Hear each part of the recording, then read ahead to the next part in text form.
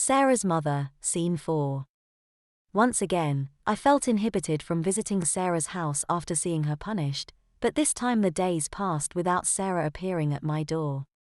I began to have a horrible suspicion that now our friendship, if so it could be called, was really over.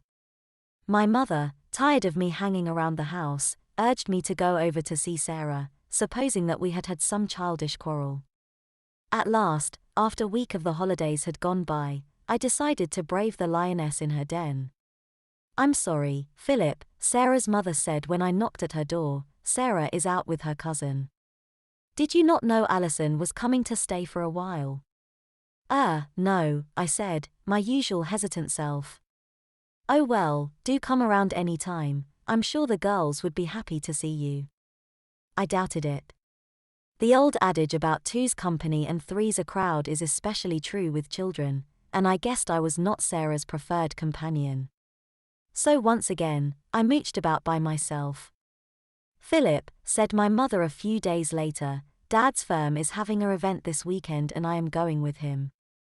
As it is in London, we shall have to stay overnight, so I've phoned Mrs. Hibbard and asked her to have you for the night." "But Mum," I protested, but it was the only sensible solution, and so on the Saturday I found myself at the Hibbard house with my pajamas, toothbrush etc. packed in a bag. The girls had clearly been told to stay at the house to entertain me, which they did as ungraciously as they could get away with. Sarah's cousin, Alison, was about her age and nearly as tall, but otherwise they were not much alike. Alison had shoulder-length, black wavy hair and a pale olive skin. Her face was small and, I realize now, almost heart-shaped. She had large very dark eyes with long lashes, a button nose and a small mouth. Her chin was rather pointed and she had deep dimples in her cheeks when she giggled, which she did almost incessantly. If she sounds very pretty, you've got the right idea. Alison was not at all like her sturdy cousin in build. She was very slender and although tall, a high proportion of her height was in her very long legs. She must have been a real stunner in her teens. At the time, I was not much concerned with the girls' looks, but more with their characters. I'd have been the odd one out in any case, but understandably Sarah wanted to get back at me for witnessing her recent punishments, and so the more uncomfortable she could make me feel the better. As I was a rather sensitive soul, this was not hard. But of course, there was a limit on how far Sarah could go, and I took comfort from the fact that she would not risk another spanking. Nevertheless, when we played Monopoly, she and Alison openly combined against me and cheated underhand by filching money for each other from the bank. The fact that I knew they were doing it only made it worse for me, but even I had an inhibition about openly sneaking. I was glad when bedtime came and I could escape on my own to the spare room, Sarah and Alison sharing. I read for a while and then turned off my light and soon went into a deep sleep. Suddenly, there was an earthquake and I was hurled from my bed. For several moments I was utterly confused, not knowing where I was or what had happened, but then through my daze in the enveloping bedclothes I heard the high girlish giggles and the patter of bare feet, and I knew that I had been tipped out of bed by the girls. Children never realize how loud noises sound through ceilings.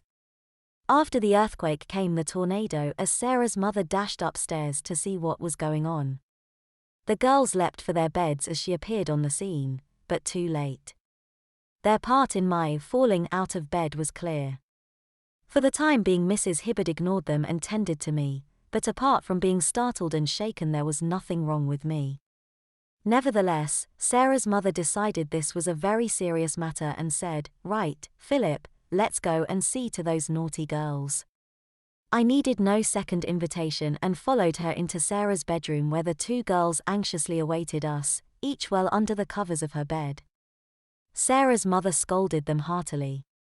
"Don't you stupid girls realize Archie could have been seriously injured, earlier disgracefully inhospitable behavior, silly giggling, rude beyond belief, disobedient, out of bed, utterly stupid, deserve to be punished. Get out of bed." The two girls reluctantly left the security of their bedclothes and each stood alongside her bed, Alison in pajamas and Sarah in a knee-length nightdress. Alison's lovely lower lip quivered and her big eyes brimmed with tears. Please don't punish me, Aunt Lillian, it wasn't my fault, Sarah told me to do it. It was all Sarah's idea. I'm sure it was, Alison, agreed Mrs. Hibbard, and I saw Alison lower her eyes and smirk to herself. What a little actress, I thought. But Mrs. Hibbard was still speaking. And because of that Sarah will be spanked both longer and harder, but don't think you are getting off, Alison, because you're not. But Aunt Lillian. Alison protested vehemently, all pretense of the sorrowful little girl disappearing as she changed tack in her defense. Mummy never spanks me. Don't tell fibs, Alison, I know you've been spanked ever since you could walk, and your mummy has spanked Sarah when she has been staying at your house. Don't forget, your father and I are brother and sister, so don't try and pull the wool over my eyes. Please, Auntie, begged Alison, changing her tactics to a beguiling and penitent expression. I promise I'll be good. Oh, for goodness sake, child, snapped Mrs. Hibbard in an exasperated tone and quickly stepped forward, grabbed Alison by the arm and swung her around.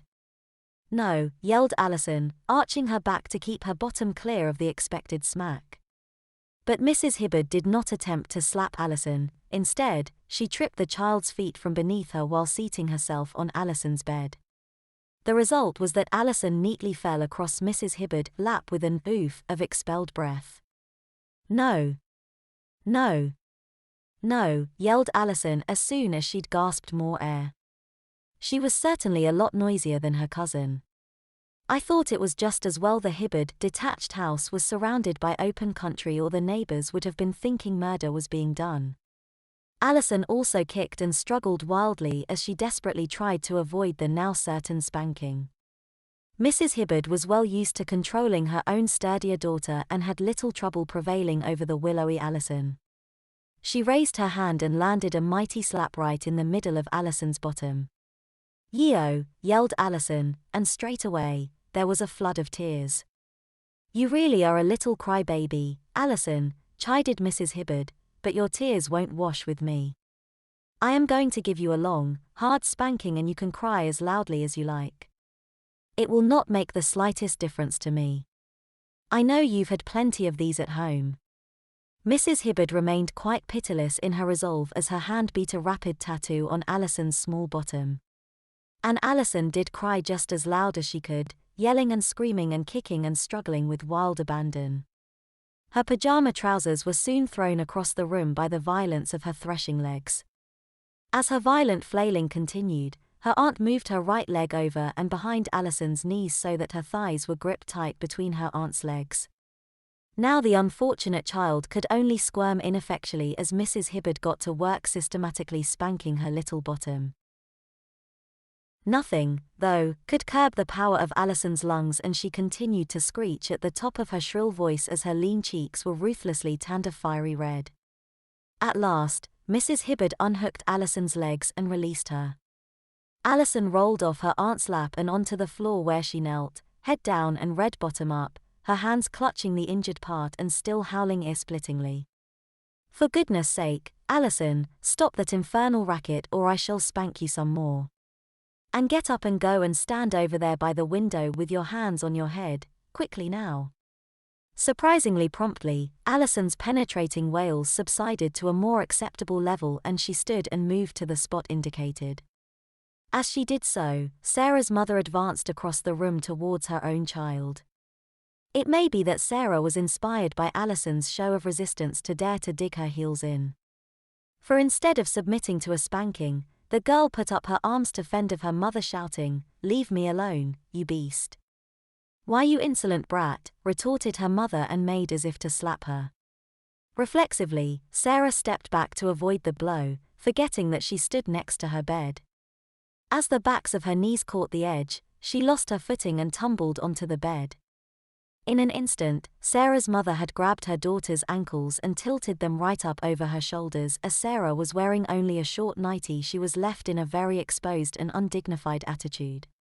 Worse, her mother proceeded to spank her in this, what I believe our American cousins call, the diaper position, although I have never heard it called the nappy position in the UK.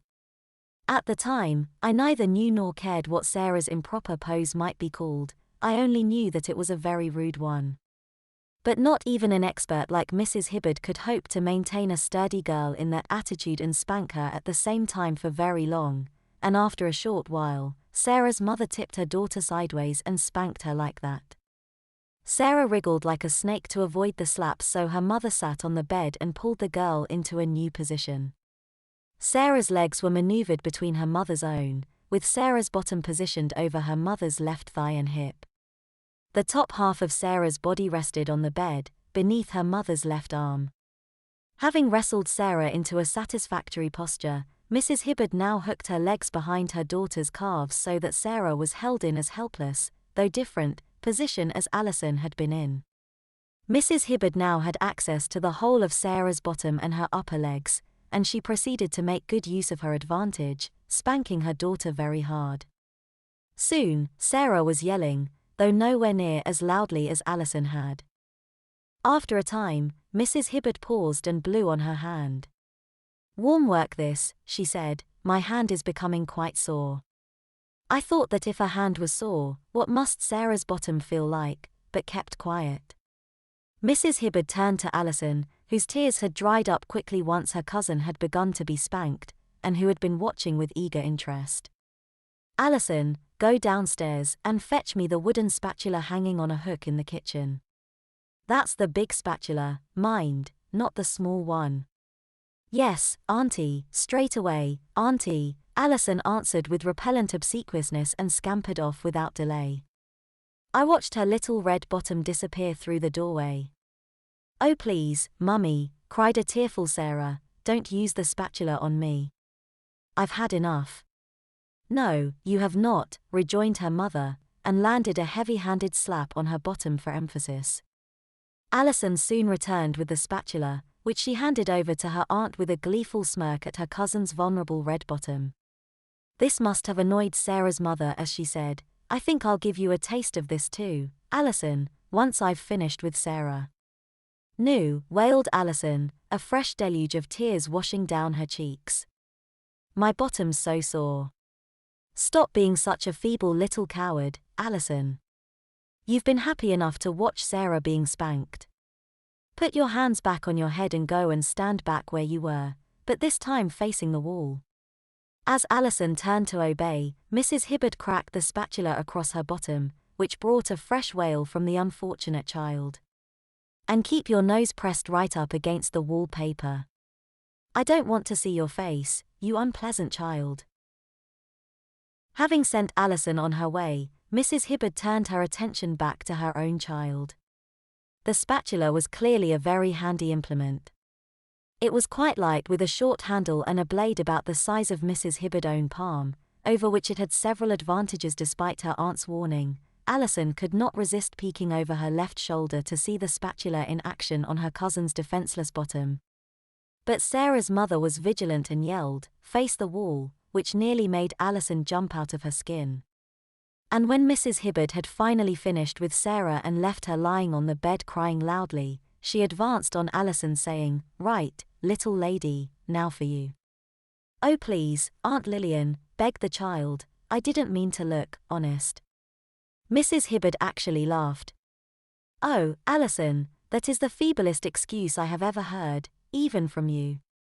Sarah's mother grabbed Alison and hauled her over towards her bed with Alison pulling away and imploring her aunt not to spank her. As usual, Mrs. Hibbard remained unmoved by all entreaties and determinedly forced Alison into a similar position into which she had recently constrained Sarah, except she did not bother to lock Alison's legs. By now Alison was yowling loudly, but not half as noisily as she did once Mrs. Hibbard started plying the spatula. She worked over Alison's small cheeks and then down and up her long legs. Sarah managed to disregard her own troubles long enough to enjoy Alison's. This spanking didn't last such a long time, but by the time it was over Alison's bottom and thighs were well reddened. "Right you two naughty girls," Mrs. Hibbard said to the crying children, "go to bed and stay there." This they did, as did I. And I, at least, slept sweetly till the morning. I awoke to the sudden realization that for once I should have to confront Sarah and Alison straight after a punishment. I wondered how they would react. I wasn't much looking forward to it. I got up, washed, dressed and went downstairs. Mrs. Hibbard was alone. She welcomed me cheerfully and began preparing some breakfast. She asked me how I had slept, and then said, "I guess the girls would have been sleeping on their tummies." She laughed and then added, "Speaking of those brats, it is about time they were up." She went to the bottom of the stairs and called, "Wakey, wakey, lazybones. You have 5 minutes to get yourselves decent and downstairs." I wondered rather hopefully what might happen if they overstayed their time, but 5 minutes proved just long enough for the girls to wash and dress, no showers then. As I heard them hurry downstairs, I felt an acute and most unreasonable embarrassment. After all, they were the ones who had suffered the pain and mortification. I avoided their eyes as they came into the kitchen, though from a sideways glance saw both were wearing dresses. "Good morning, girls," Mrs. Hibbard greeted them cheerfully. They mumbled a reply. I risked a quick look at their faces. Neither seemed the worse for their experience as far as I could see. "How are your bottoms?" Mrs. Hibbard asked with a smile. The girls glanced at each other and muttered some answer. "Perhaps we should have a look," Mrs. Hibbard suggested brightly. Both girls looked horrified. "Oh no, please, Aunt Lillian," pleaded Alison, her eyes brimming with tears. Sarah's mother laughed. "Only joking," she said. When my parents picked me up later in the day, my mother asked anxiously, Did you enjoy yourself, Philip, didn't you?" "Oh yes," I said. "I enjoyed myself all right."